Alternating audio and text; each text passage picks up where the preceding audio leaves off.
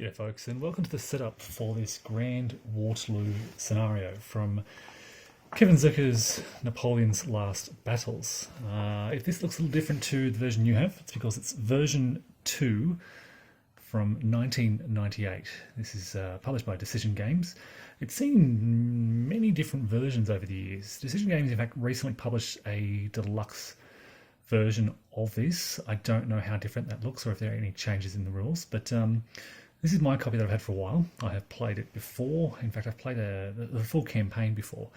And there's an after-action report, session report of that campaign. A bit of a basic report somewhere on the channel. If you dig for Napoleon's Last Battles, you'll be able to find that. So I've set up for the Grand Waterloo scenario. It begins on midday on 18th of June. 1815, and it ends at the 2100 turn on that evening, although that 2100 turn is a night turn, so really we're looking at 2100 turn is a day turn, and then the campaign ends with the next turn. So here we have the setup. You've got, of course, Napoleon's army over here, Waterloo, Mont-Saint-Jean, Hougoumont, La Haye-Saint. What are we looking at here? We're looking at French divisions broken into brigade as the principal formation that you're operating. So you've got Reyer's Corps out here and a series of infantry brigades. Some of them are reduced for this particular scenario. Keeping in mind they've been fighting for some time, and I will also point out this is the top of the map. This is the very northern end of the map. The map actually stretches down to the south fair way, so you can play through the full campaign of Cotteret and Ligny, and then advance further to the north where the Allies sort of regroup around Waterloo and Wavre. So yeah, brigades principally, sort of, you'll notice the colour banding. This denotes the division and the organisational level of these units. When you play through the full campaign, your corps commanders, Reyer in this case, play a key role in activating your units, and it's very important to then keep your units together throughout these battles that take place all over the place. That is part, though, of the campaign rules. It's not part of the basic rules, so when you're playing through these small scenarios, it's less important. And indeed it is less important because you begin with this formation. This is the setup for this scenario, and you've already got your corps together. You can see Erlon's corps out here on the right, Reyer in the centre, Mouton, the Guard, the Anglo-Allied force is a bit mixed up there, kind of all over the place, but they are sort of roughly in formation.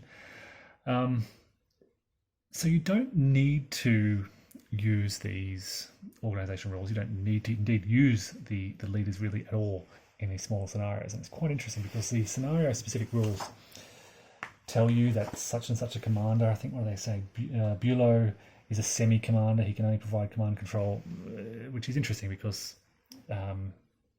technically you're not using commanders at all in these scenarios. So whilst I won't be using those commander rules in the command segment and reorganisation segment that you see in the full campaign, I'm nonetheless going to strive to keep the formations together. Wavre out here, the Prussians, Bülow's corps seeking to come over here. They don't get to act on the first turn. Okay, so the French will get a turn, and the Allies over here, Anglo-Allied force, will get a turn to respond before the Prussians can do anything. And I want to talk about strategy.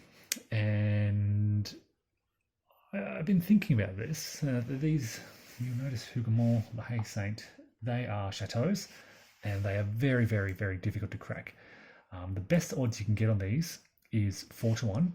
Anything 5-1, 6-1 or higher is reduced to 4-1.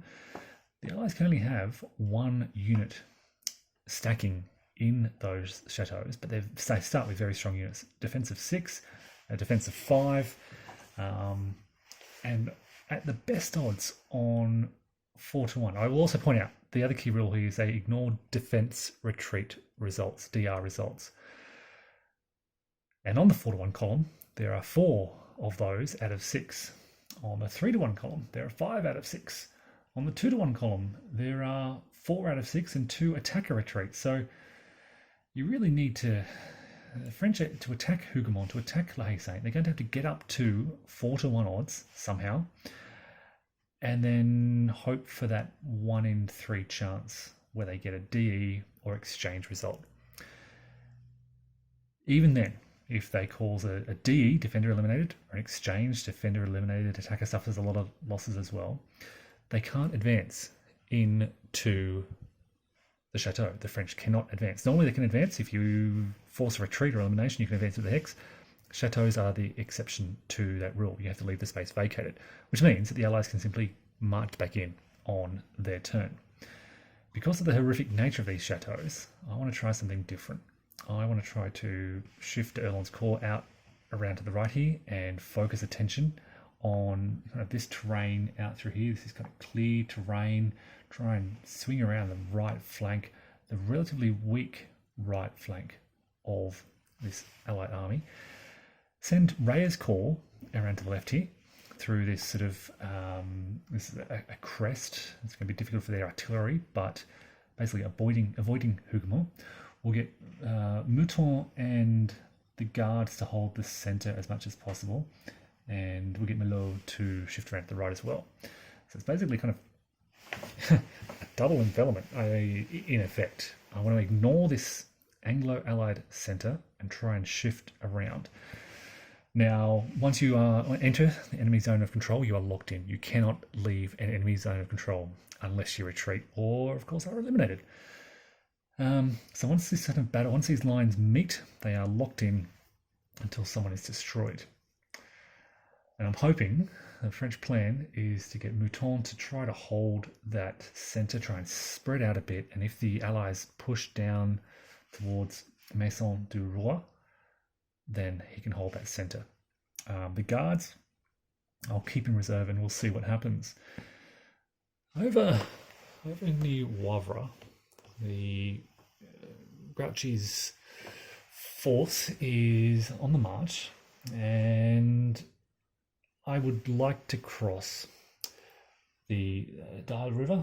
It runs all the way down through here to this point here, and then these are streams. So you can cross streams at a cost of +2 movement points. You can only cross the river at these bridges. So the French would like to be able to prioritise a river crossing somewhere and hold up, if they can, if it's feasible, try and interfere with Bulow's movements out to the west. You still can't see the rest of the French coming on. You can see them there just on the edge of the map. So they'll be coming on. They've got a long way to march. But that's their plan. They want to march west. They don't want to be held up fighting for Wavre. Now the aim here is demoralization. Each army has demoralization points. Prussians have, I think it's 35. The Anglo-Allied army has 45. Napoleon's army out in the west here has 60. Grouchy has 30.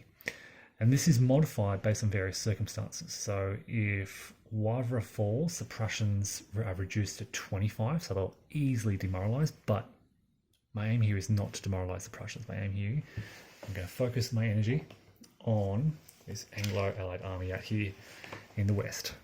45 demoralization points. It increases by 10 if Prussians attack the French, which will certainly happen. So they're up to 55. But